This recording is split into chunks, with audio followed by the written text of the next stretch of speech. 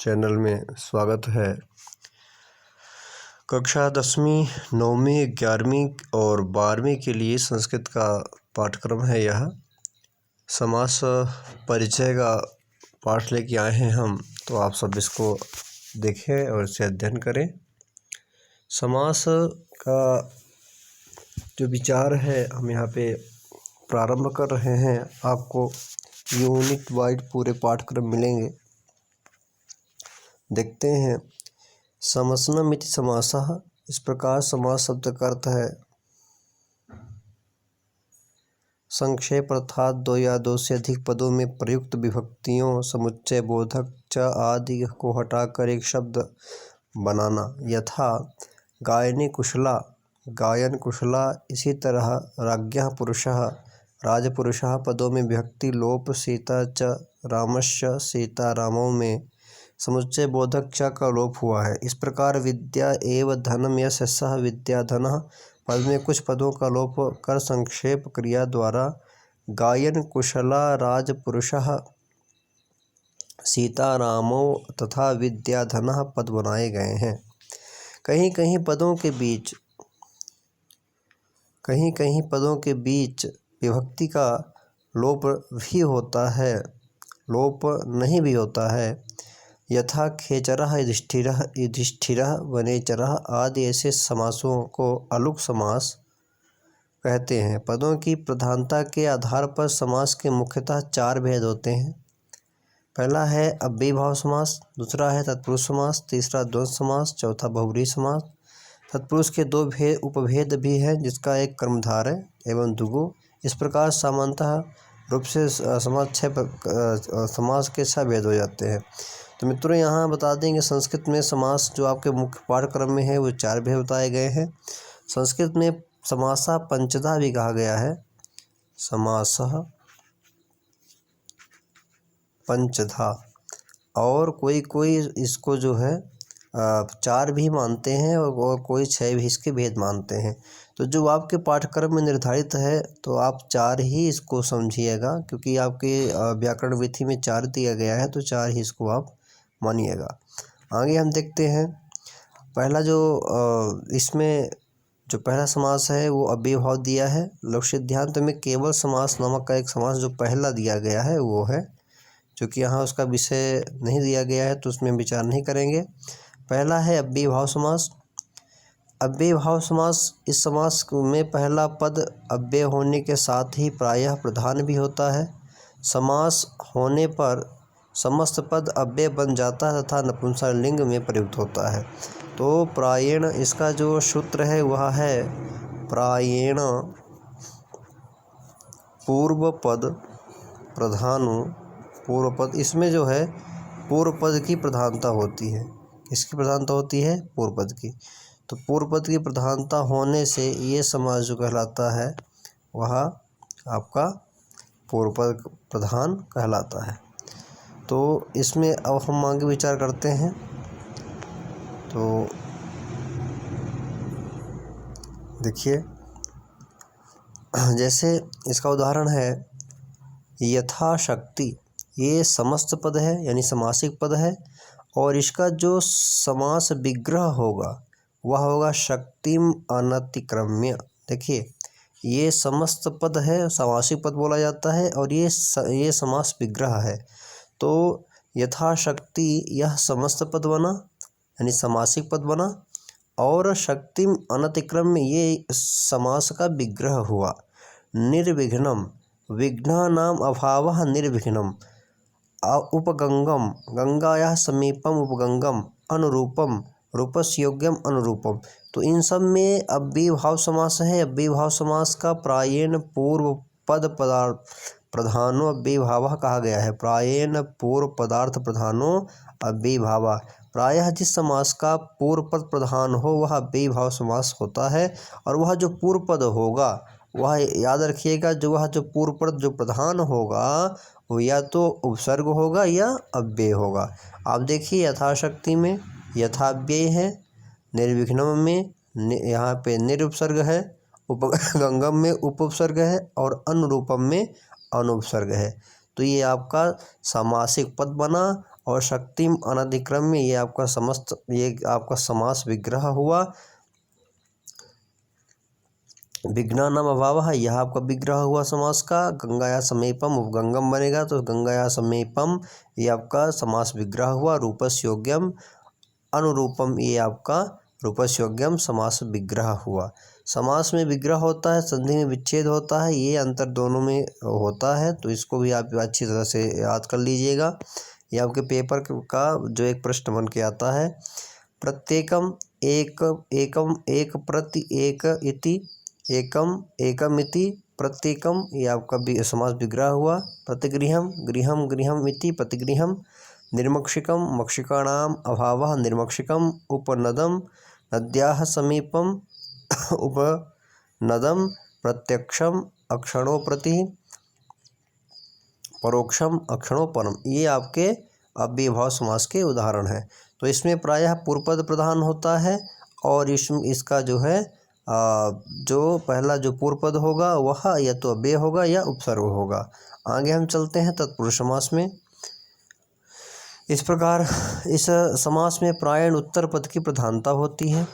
हमने बताया आपको प्रायण उत्तर पद प्रधानो तत्पुरुषा, तो इसका ये सूत्र ही है। प्रायण एक तरफ से ये वाक्य है संस्कृत का कि तत्पुरुषा यह सूत्र है, और इसका जो वाक्य बनता है वह बनता है प्रायणोत्तर पदार्थ प्रधानो तत्पुरुषः या प्रायण उत्तर पदार्थ प्रधानो तत्पुरुषः।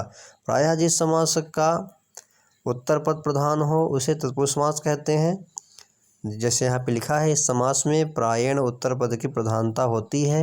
इसके दोनों पदों में अलग अलग विभक्तियाँ होती हैं, कहीं कहीं पर दोनों पदों में समान विभक्ति भी होती है।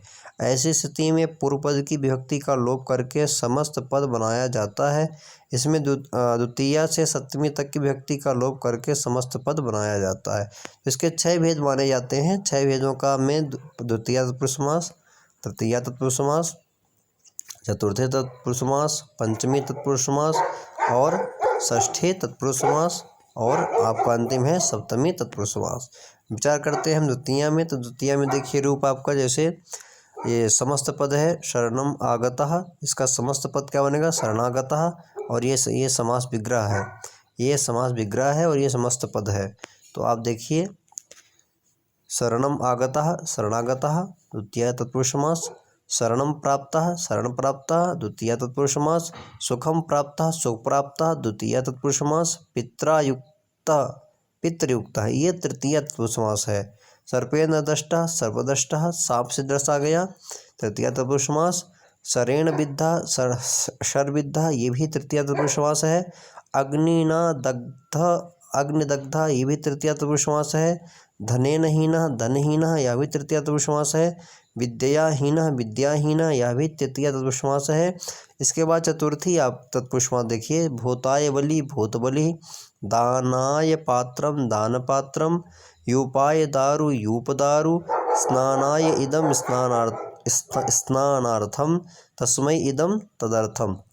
इसमें चतुर्थी तत्पुरुष समास है।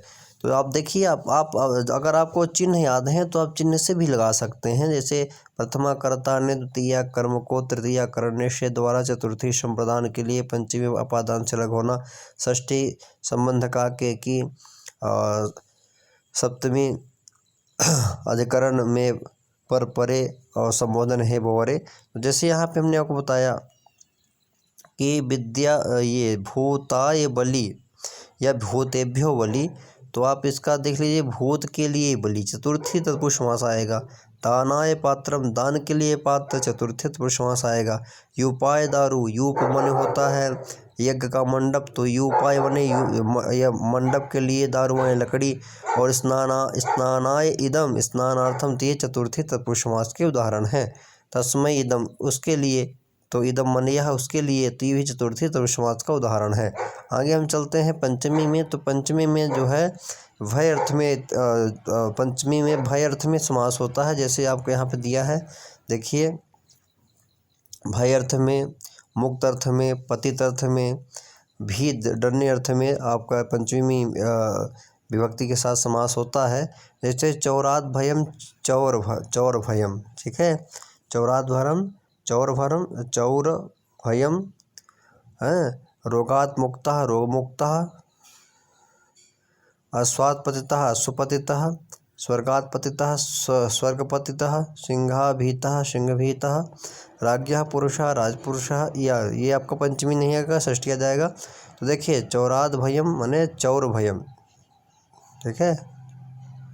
तो चौर भयम यह पंचमी तत्पुरुष समास है। रोगाद मुक्तः रोग मुक्तः यह भी पंचमी तत्पुरुष समास है। अश्वात् पतितः अश्वपतितः अश्व से गिरा हुआ, अश्व से गिरा हुआ।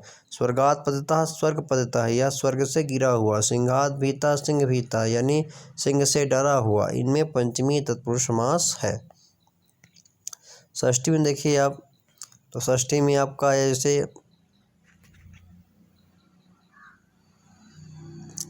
षष्ठी में राज्ञः पुरुषः, देवानां पति देवपति, नराणां पति नरपति, देवस्य पूजा देवपूजा, सुखस्य भोगः सुखभोगा। ये आपका षष्ठी तत्पुरुष समास आएगा।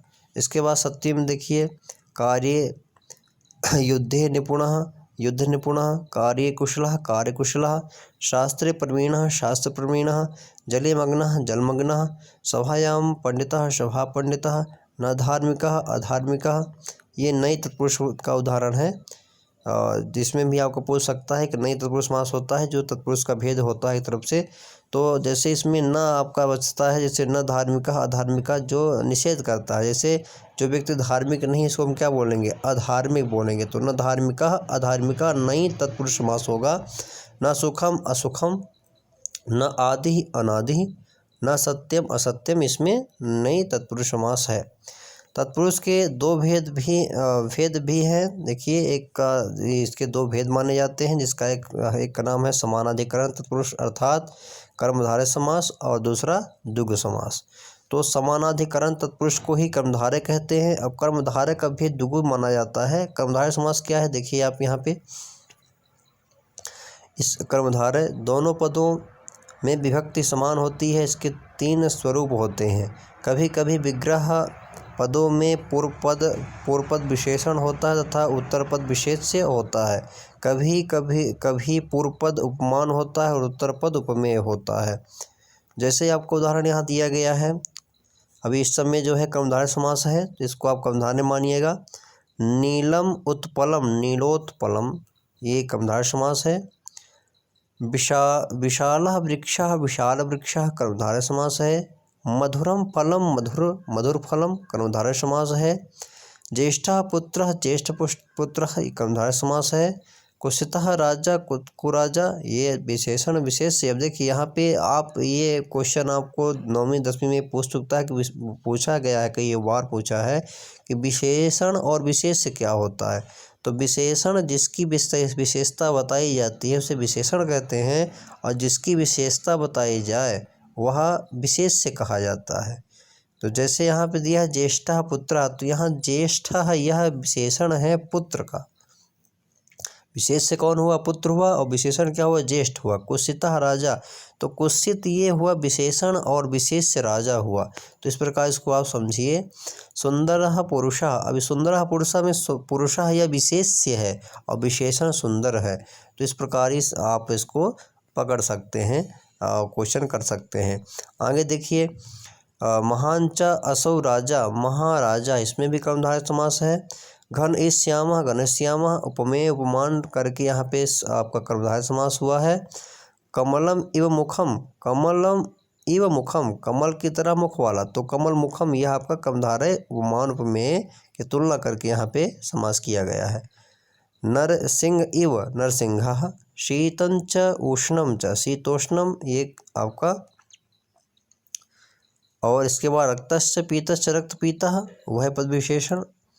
और आदौ सुप्तः पश्चादुत्थितः सुप्तितः इत्यादि ऐसा यह वाक्य बनेगा। शीतं च उष्णं च शीतोष्णम, इसमें आपका द्वंद्व समास भी हो सकता है।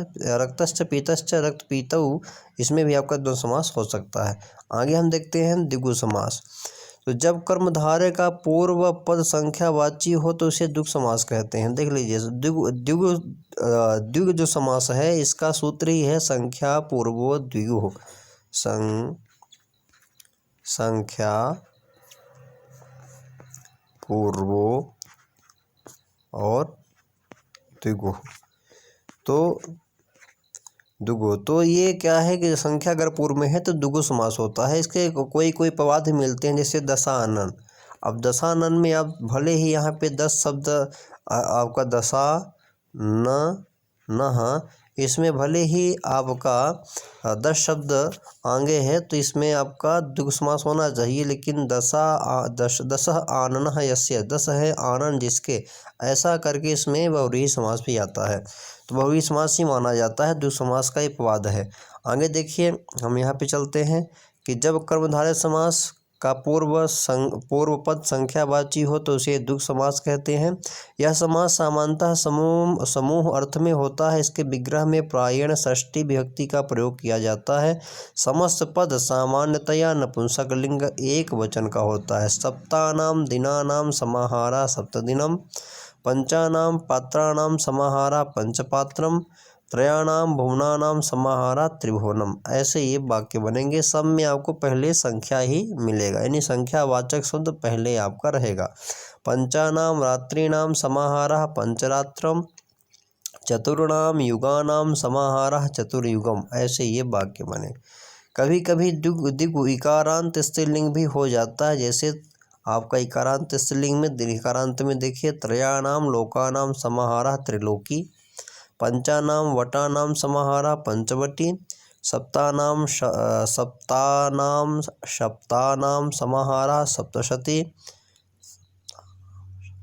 सप्तानाम शतानाम समाहारा सप्तशती, और अष्टानाम अध्यायानाम समाहारा अष्टाध्यायी। ऐसे यह द्विगु समास के उदाहरण हैं। अब हम चलते हैं द्वंद्व समास में। जिस समस्त पद में दोनों पदों की प्रधानता होती है वहाँ द्वंद्व समास होता है। इसके विग्रह में च का प्रयोग होता है, जैसे लवश्च कुशश्च लवकुशौ।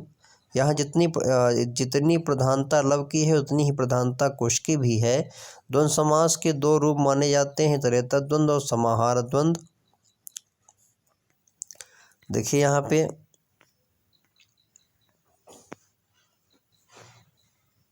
और इसका एक शेष भी होता है। इसके 3 भेद होते हैं, यहाँ 2 दिया है। एक शेष द्वंद्व समास भी माना जाता है, तो 2 आप यहाँ पे दिए हैं, तो उसको देखिए उदाहरण।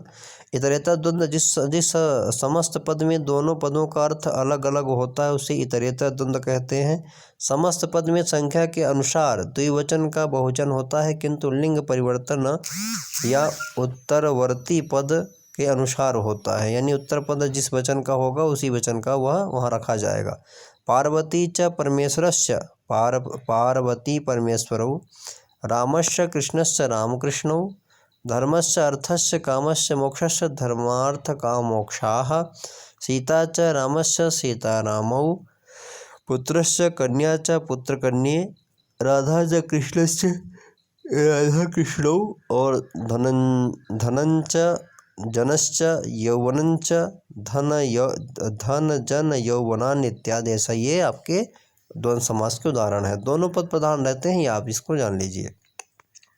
समाहार द्वंद्व में जहाँ अनेक वस्तुओं का संग्रह दिखाया जाए अर्थात समूह की प्रधानता रहती है वहाँ समाहार द्वंद्व समास होता है। उदाहरण के लिए आहारस्य निद्रा च भयं च इति एतेषां समाहारा आहार निद्रा भयं, पाणि च पादौ च पाणिपादं, यवाश्च चणकाश्च यवचणकं, पुत्रस्य पौत्रस्य पुत्रपौत्रम। ये ऐसे आपके ये समाहार द्वंद्व के उदाहरण हैं। द्वंद्व समास के संदर्भ में विशेष बातें हैं जो आपको ध्यान रखनी चाहिए। यहाँ पे देख लीजिए, हरस्वीकारांत तथा हरस्वकारांत माने जिसमें एक मात्रा लगी हो वो हरस्व होता है। तो जिसमें हर्ष स्वीकार हो और हर्ष सुकार हो पद को, यानी छोटा इकार हो और छोटा उकार हो तो समस्त पद में पहले रखा जाता है, जैसे वायुश्च सूर्यश्च वायु सूर्यौ। द्वंद्व में स्वरादि और हस्व अकारांत पदों को पहले रखा जाता है, जैसे ईशश्च कृष्णश्च ईश कृष्णौ। कम स्वर वर्ण वालों के पद को पहले रखा जाता है, रामश्च केशवश्च राम केशवौ। हरस्व स्वर वाले पद को पहले रखते हैं, कुशश्च काशश्च कुश काशम। श्रेष्ठ या पूज्य पदों का प्रयोग पहले होता है, माता च पिता च माता पितरौ। बहुव्रीहि समास। बहुव्रीहि समास हम बता दें आपको, इसमें अन्य पद की प्रधानता होती है। जिस समास में पूर्व तथा उत्तर पदों पर पद प्रधान न होकर किसी अन्य पद की प्रधानता होती है उसे बहुव्रीहि समास कहते हैं।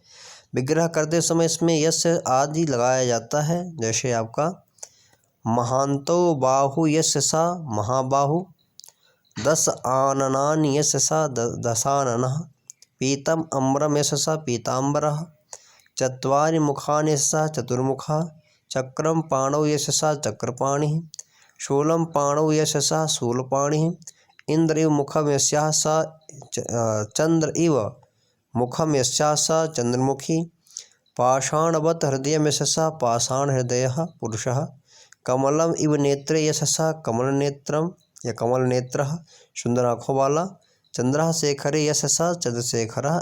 ये ऐसे आपके सब में बहुव्रीहि समास आया। एक शेष, जहाँ अन्य पदों का लोप होकर एक ही पद शेष बचे वहाँ एक शेष होता है। यह समास में भिन्न वृत्ति है। ये आपके जो है तो कार्यों की नहीं है। तो ये आपका जो है तो समास हो गया है। इसका अभ्यास कर लीजिएगा सभी लोग, और इसका अभ्यास करने के बाद आप इस जो यहाँ पे दिया गया है प्रश्नोत्तरी अभ्यास कार्यम, इसको भी आपको भरना है। इसको आप भर लीजिएगा। जो हमारे स्कूल के बच्चे हैं वो सभी कार्य संपादित कर लेंगे। और ये जितने भी उदाहरण दिए गए हैं ये सारे आपके लिए बहुत ही महत्वपूर्ण हैं। इन सब को आप जो है एक बार अच्छी तरह से कॉपी में लिख लीजिए, अभ्यास कर लीजिए। और जो इसका समासिक पद है, समास विग्रह है, इसको भी आप ध्यान से लगा लीजिए। जयतु संस्कृतम जयतु भारतम। अगले टॉपिक को भी हम लेकर के आएंगे। तब तक के लिए जय हिंद, जय भारत।